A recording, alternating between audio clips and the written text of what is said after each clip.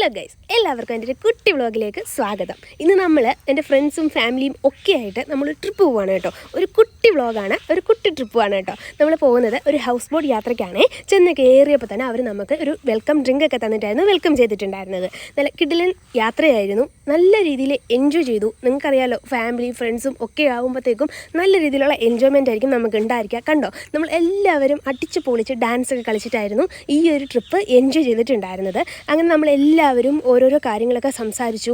കുട്ടനാട്ടുകാരാണെങ്കിൽ പോലും നമ്മൾ കുറേ അധികമൊന്നും ഹൗസ് ബോട്ടിൽ യാത്ര ചെയ്തിട്ടില്ല, നമ്മളിൽ പലരും. അപ്പം നമുക്ക് എല്ലാവർക്കും ഒരു നല്ലൊരു എക്സ്പീരിയൻസ് ആയിരുന്നു ഈ ഒരു യാത്രയിലൂടെ കിട്ടിയിട്ടുണ്ടായിരുന്നു കേട്ടോ.